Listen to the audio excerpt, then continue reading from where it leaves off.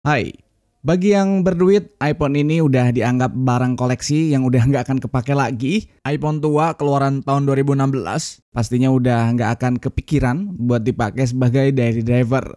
Tapi masih banyak teman-teman kita kayak gua ini yang BPJS, budget pas-pasan, jiwa sosialita, bisa jadi iPhone ini idaman buat dimiliki.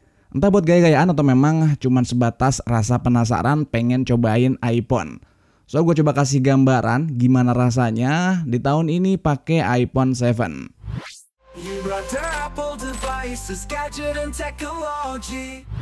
Oke, kita ngomongin desain dulu. Kalau ngomongin soal desain, iPhone 7 ini punya ukuran layar yang nggak terlalu luas atau bisa dibilang compact, 4,7 inch doang.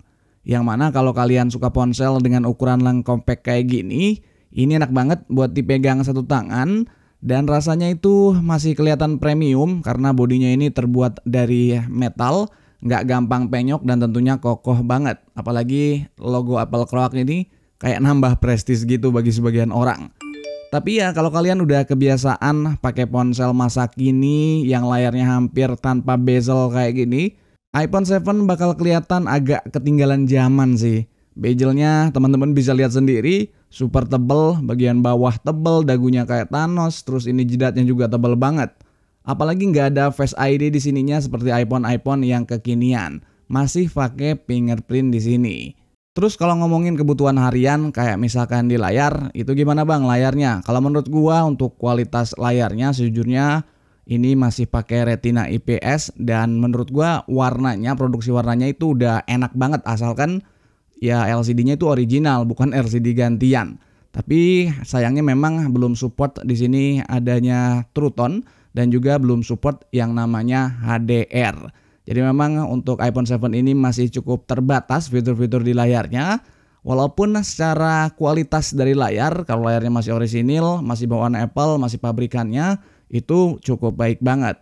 Memang resolusinya nggak terlalu tinggi, tapi karena ukurannya kecil, jadi kerapatannya menurut gue udah cukup baik dan cukup nyaman dilihat. Terus kalau untuk kebutuhan konten-konten video streaming, menurut gue ini masih cukup enak lah dilihat. Secara viewing angle juga cukup luas, kalau dilihat dari kanan kiri atas bawah, kalau layarnya original itu masih bisa dilihat dengan baik dan cukup oke. Tapi yang jadi PR adalah brightness di layarnya ini, karena memang cukup kecil, cukup rendah kalau di luar ruangan atau di bawah terik matahari langsung. Jadi salah satu kekurangan karena cukup effort buat ngelihat layarnya. Jadi ini harus benar-benar diperhatiin dan harus dipertimbangin. Terus juga kita akan ngomongin tentang sebuah performance dari iPhone yang relatif tua. Kalau dilihat di sini hasil pengujian Antutu untuk skor yang didapat itu 274 ribuan. Chipsetnya ini pakai A10 Fusion yang dulu itu kenceng banget ya, tentu kenceng ya. Namanya dulu itu handphone flagship. Tapi kalau udah umur tua begini tentunya udah jauh menurun karena memang teknologi juga terus berkembang. Buat sekarang sih masih oke-oke aja kalau cuma buat aplikasi harian kayak misalkan di sini gua scroll Instagram atau mungkin mau WhatsApp atau bermain game yang ringan-ringan itu masih sangat oke banget. Kalau kalian suka main game grafik tinggi pakai aplikasi yang berat kayak editing video atau editing foto yang layarnya banyak itu, jujur aja udah nyerah. Jadi lupain iPhone ini kalau diajak kerja yang berat. Lalu hal lain juga yang penting untuk teman-teman ingat, iPhone 7 ini nggak bakal dapat update iOS kayak iOS terbaru yang kekinian karena udah mentok nih di sini di iOS 15. Dan iOS yang terakhir yang ada di iPhone punya gue ini ada di iOS 15.8.3.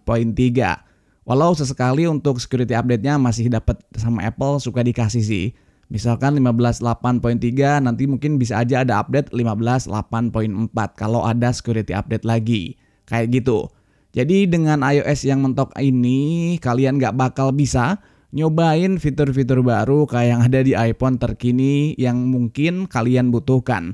Jadi perhatiin apakah butuh fitur-fitur terbaru atau memang cukup untuk kebutuhan basic doang. Berikutnya adalah di bagian kamera. Nah ini dia kameranya. Untuk urusan kamera, iPhone 7 ini masih punya kamera 12 megapiksel untuk kamera utamanya. Dan untuk kamera selfie-nya ini cuma 7 megapiksel doang. yang bisa ngasih foto sebetulnya udah cukup bagus kalau pencahayaannya cukup atau cahayanya terang. Warna-warnanya juga masih oke, detailnya juga masih terbilang tajam. Masih enak lah kalau buat foto-foto di cahaya yang mumpuni. Tapi kalau foto-foto di tempat gelap, udah mulai kelihatan banget noise-noise-nya. Jadi menurut gue ini bakal KO kalau dibandingin Android 1-2 jutaan. Terus kalau kalian pengen foto yang lebih canggih kayak adanya fitur night mode atau deep fusion, sayangnya fitur tersebut belum ada di iPhone 7 ini. Untuk perekaman videonya menurut gue ini udah cukup bagus sih, support sampai 4K di 30 fps untuk kamera belakang. Sementara untuk di kamera depan ini support sampai 1080p 30 fps. Relatively untuk kebutuhan-kebutuhan basic sih harusnya cukup ya. Ya, inilah hasil perekaman videonya di dalam ruangan dengan cahaya yang ala kadarnya, cuman dari yang LED kecil doang. Kurang lebih kayak gini, memang noise-nya udah cukup berasa, tapi warnanya masih cukup terbilang akurat. Untuk autofocusnya nggak terlalu cepet, agak lumayan struggle kalau di cahaya yang agak remang-remang gini, tapi tetap masih oke. Untuk stabilisasinya ini terbilang masih menurut gua ya, ini oke banget sih untuk stabilisasinya. Untuk urusan video memang salah satu yang terbaik dari iPhone. Masalah lain juga yang harus kita pikirin adalah di bagian baterai. Nah, baterai ini memang sangat krusial banget, apalagi handphone-handphone yang compact kayak gini. Kalau kita ngingat untuk iPhone itu jarang banget punya kapasitas baterai yang gede, termasuk iPhone 7 ini, yang kapasitas baterainya nggak nyampe 2000 mAh. Kalau kita lihat di sini untuk baterainya itu udah gantian. Teman-teman juga bisa lihat di sini udah gantian dengan kapasitas maksimumnya ini 81%. Karena memang usianya udah cukup sepuh, agak aneh juga kalau misalkan baterainya masih original dan masih tinggi BH-nya. Kalau kalian beli second perlu dicurigain, jangan-jangan baterai suntikan. Dengan kondisi baterai kayak gitu, kalau buat sosial media, chatting, iPhone 7 itu masih cukup oke lah. Tapi kalau buat dipakai main game yang berat, main game yang intens, baterainya tuh bakal cepet banget dropnya. Gue aja coba main Mobile Legends sekitar 15 menitan, bisa drop sampai 8-10% untuk baterainya. Jadi turunnya itu sekitar 8-10%, lumayan gede banget. Karena udah berumur, kapasitas baterainya tentunya akan menurun kalau memang itu masih original, apalagi sekarang udah lama banget, jadi susah cari yang kondisi baterai original dengan kondisi yang baik. Kebanyakan yang ada di pasaran, seperti yang tadi udah gue sampein, kalau nggak rendah BH-nya, biasanya mayoritas baterainya itu udah diganti juga sama yang non-orisinil. Tapi kalau diganti sama kualitas yang mendekati orisinil atau kualitas yang baik sih masih oke-oke aja. Karena banyak juga kualitas yang abal-abal, asal merek nempel aja kadang dengan embel-embel double power. Tapi dengan ukuran yang sama itu agak nggak mungkin, cuman embel-embel marketing doang, jangan terlalu percaya.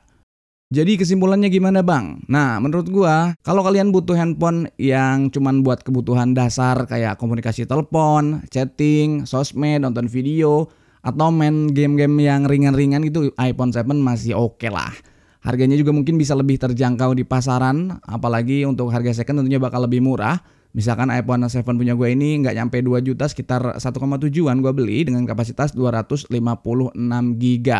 Tapi kalau kalian cari pengalaman yang lebih nyaman, baterai yang awet, fitur yang kekinian, fix kalian harus pilih iPhone yang lebih baru.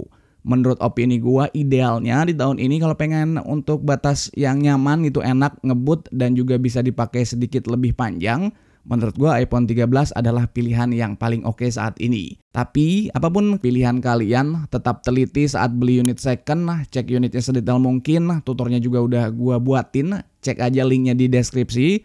Jangan juga transaksi asal transfer langsung sama orang yang kita nggak kenal sama sekali. Mau dia kasih foto KTP, foto keluarga, nggak bisa jamin keamanan transaksinya. Pastiin pakai e-commerce kayak Topet atau Shopee kalau transaksinya via online. Jadi tetap hati-hati, tetap waspada, jangan terlalu mudah tergiur dengan harga-harga yang nggak masuk akal. Yes, itulah kurang lebih pandangan gua, ulasan gua, VOV gua tentang iPhone 7 di tahun ini. Semoga membantu kalian yang masih bingung. Jangan lupa support channel ini dengan like, comment, dan subscribe. Sampai ketemu di video berikutnya. Bye-bye.